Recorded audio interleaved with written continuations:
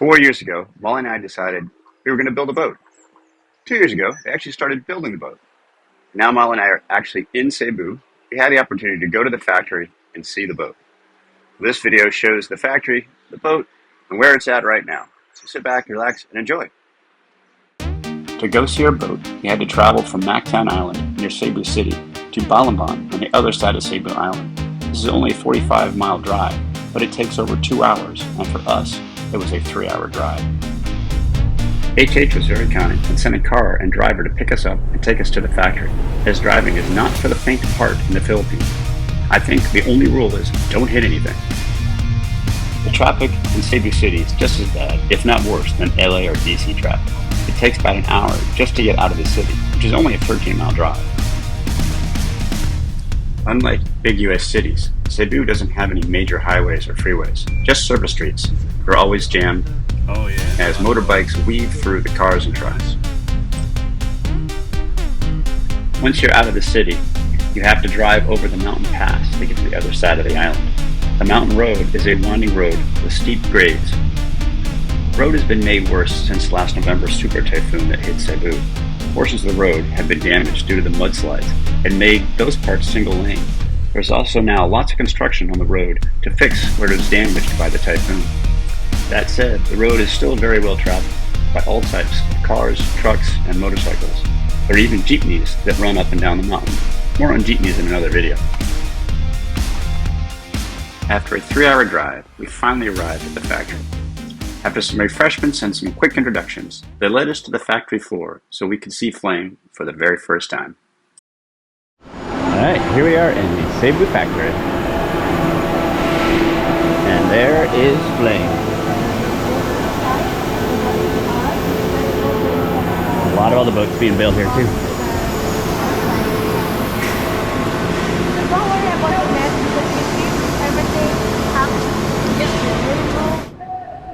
As they're preparing Flame to go into the test pond, we were able to take a close look at the hull and ask questions about the boat and the work that was being done on it. As you can see, they were still working on the hull, especially below the waterline. That's the bird? Yeah. Yeah.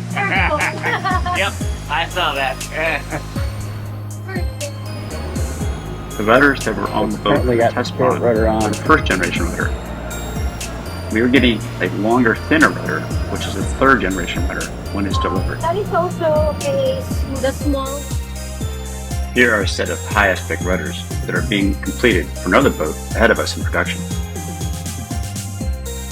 Though the boat was not as far along as we had hoped, note the missing window with a plywood cover. It was ready to go into the test pond. Well, at least it would be after lunch. So, while the workers were taking a break, we got to go on a tour of the factory. They started the tour by showing us where the interiors of all the boats were made and how they were constructed to be light, strong, and good looking. Just like yours truly.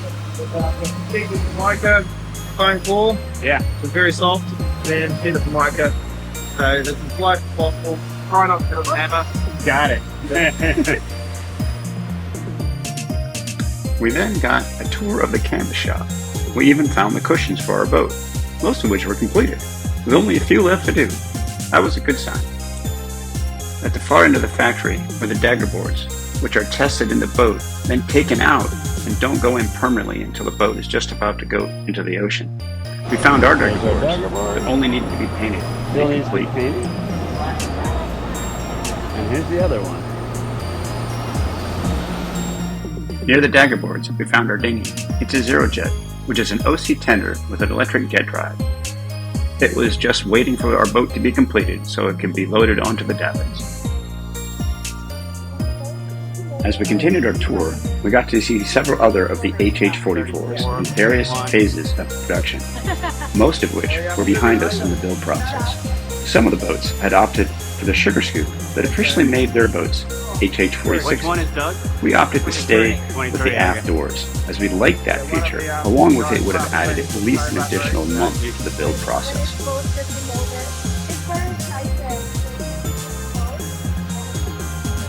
Those are the The original rudder design for our boat is what you saw earlier on Flame. HH experimented with a wider rudder of the same length, but found it was not as effective as the first rudder design. Ah, look at That that. was the Gen 2 rudders, But I think we laying would in a want the pile Gen 1. that we are not going to be The one using. that's on the boat. Yeah, and then the Gen 3. HH then tested a longer high aspect rudder and found it was much better, especially in high The winds one and above following was seas. Gen 1, yeah. Gen 1. HH is going to switch out our current rudders with the high aspect Gen 3 rudders. They're also allowing us to keep the Gen 1 rudders, which we can use while cruising in shallow waters. Oh, wow. So the carbon fiber comes Here, with, we're being shown the wax paper carbon on fiber one side mats and a plastic that are sheet on the pre-impregnated with resin are used in the build process. other. So it's already got the resin inside it, which is the correct ratio. So we just need to put in a mold to the right shape and Yeah. cook it. Okay. But because it's already got After our tour and lunch, they were finally ready to move Flame outside and put her in the test pond. Since Flame had already been placed on one of the trolleys, they simply needed to tow it outside with the forklift, while workers steered all four wheels. Simply might be an understatement, but with a little yelling and some loud noises, Flame was on her way. Thankfully, Flame didn't have far to go to get to the test pond, but I will spare you the 30 plus minutes it took to get her lined up and ready to go. It was amazing to think that it was 4 years ago that we decided to build Flame, and they started to build her 2 years ago. Now Flame was finally on her way into the water for the first time. Stern floating.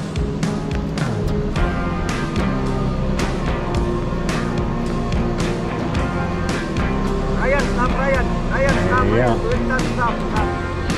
Flow lang atras, mahinay. Hinay lang. Para lang ang current, yung kwan. Flow niya. Ryan, There she is. Ryan, Once Flame was floating on her own, they pulled the trolley out of the water so Flame could float freely, and Miley and I could go get a closer look at her.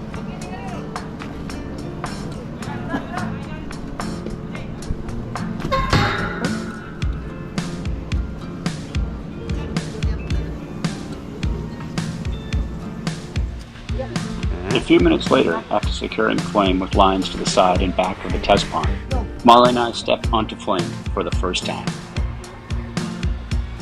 How's it feel, Molly, to be on the boat?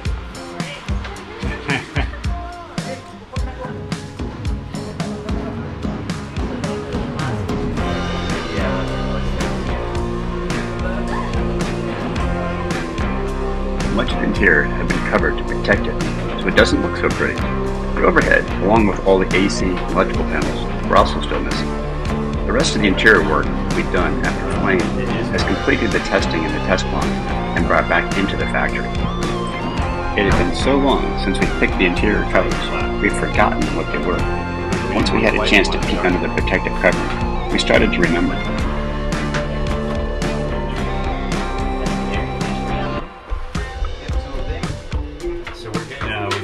Much of the wiring has been completed, and some electronics has been at least hooked up, if not mounted.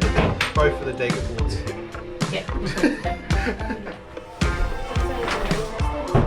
Oh, wow. It's already wired up. Yep, they're gonna be put maybe tomorrow.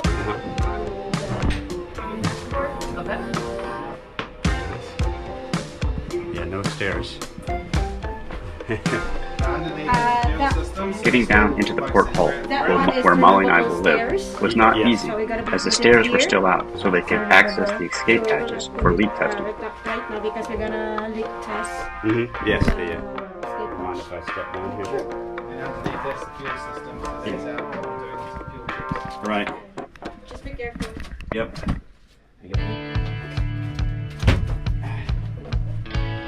The engines have been installed and will be tested while the boat is in the test pond, along with all the water systems and AC systems.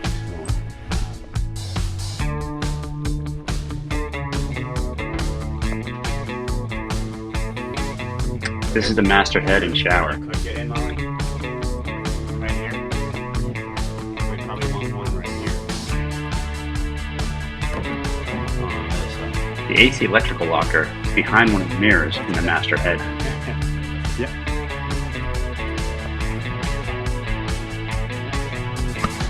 Though all the solar controllers and electrical wiring is done, none of the solar panels have been installed yet. They will be installed later on in the build process.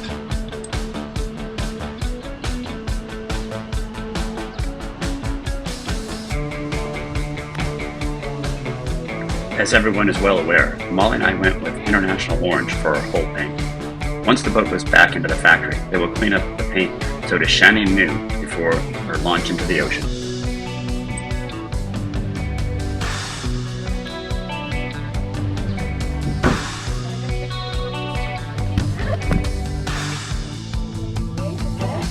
The stairs into the starboard hull are mostly there, but not easy getting below.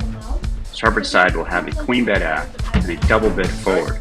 There's a shared head and shower in the starboard hull along with the DC electrical space. This is the chain locker. It is so big, it can not only store the ground tackle, but we also have room for a dive compressor and 2 dive tanks. Tank. Yeah. And I think they were going to put 2 tanks up here too in the forward. This is the port sail locker. Note the workers have been storing some trash in all of our lockers. They were rushing to get our boat into the test pond and didn't clean up before we arrived.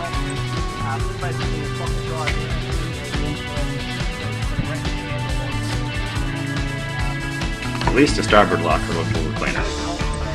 We noticed while we were on the boat that the trampoline was not the same as the other boats and was not installed correctly.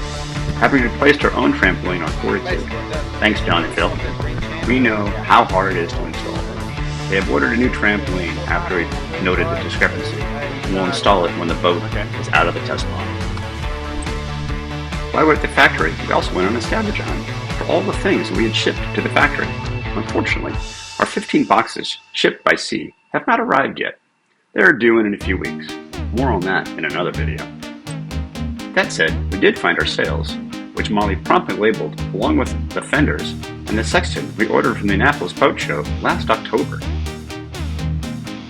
We had a chance to go to the pier where they will launch our boat into the ocean when it is ready. They trucked the boat from the factory to the pier and craned it into the water. In the end, it was a good day. We were happy to finally see Flame for the first time. We also appreciated the factory tour and the very friendly sales team that spent the day escorting us around. We look forward to more visits as our boat nears completion.